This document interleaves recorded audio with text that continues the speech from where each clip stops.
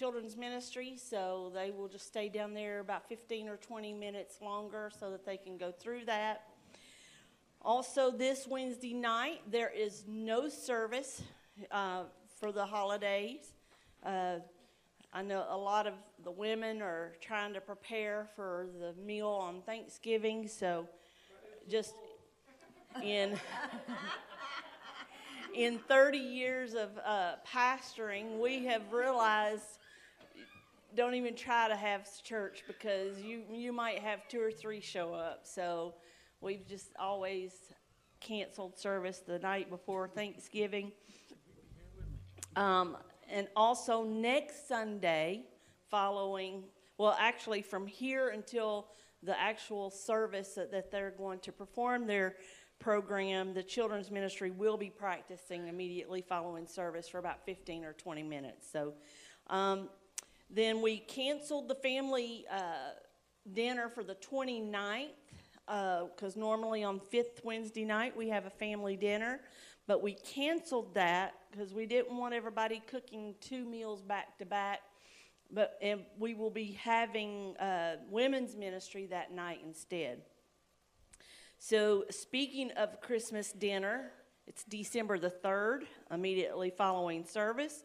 Everyone is invited. The church will provide the meat for the dinner.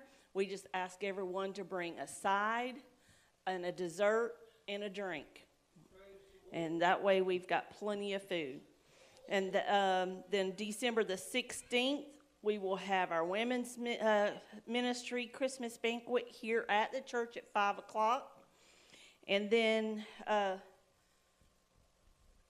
think that was, on December the 2nd, we're having a cleanup here at the church, and volunteers are needed. So come out and be with us. Also on the 8th and 9th of December, there's Christmas at Nakayo. If anybody is interested in going and being involved in that, it's $250 for a table, and the money goes toward the campground. But we would need everybody to pitch in and help. I think it's 3 couples at a table, so 6 people at a table. And I think you said it was $40 something a person. But all of that money does go to upgrade things at the campground that we get to benefit from. And on the 9th at 9 a.m. here at the church, there's going to be a men's breakfast. So several things to keep us busy throughout the holiday season. So come and be with us. All right. Psalms 18 and 32. It is God who arms me with strength and makes my way perfect. I'll go start the car, my husband called as he grabbed his jacket. I looked with dismay at the clock. How had it gotten so late? I pulled a hot pan of winter squash from the oven and poked it with a fork. Not even close to done. This was terrible. Friends had generously invited our family to join them for Thanksgiving dinner since they knew that we'd be spending the holiday far from family. All morning, I'd been fretting and stressing over making the perfect dish to bring along.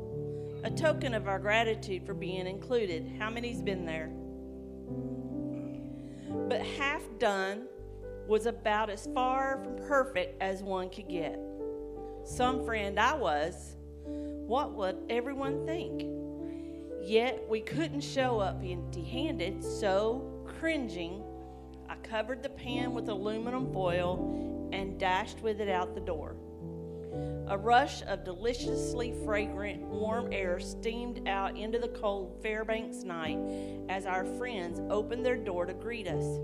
Shamefaced, I explained my squash debacle. Our host shrugged, unconcerned. The oven's still hot. We'll pop the squash in and it'll be done in no time. And it was. All that stress, worry, and self-condemnation I put myself through for nothing. I should have known better. Later, as we all joined hands to bless our Thanksgiving meal, I smiled, my heart full. There's only ever been one perfect person, Jesus. I am so thankful I have friends that, like God, do not require or expect perfection in order to be included at their table. Every year, just about every year, Pastor and I host Thanksgiving at our home, and we have, if our kids are here and not gone away to their other parents that are, because they live far away, we host our children, and then Martin, Corley, and Lauren and Diego come and spend Thanksgiving with us. So we have a pretty decent house full. And every year, I always forget something. Never fails. And it can be embarrassing when you're supposed to be hosting and you want everything perfect. But we're not perfect. And God knows that we're not perfect. But He loves us anyway. Just as our family knows that I'm not perfect. Right, Lauren? She goes, I ain't touching that one. I'm not. And they know, but they love me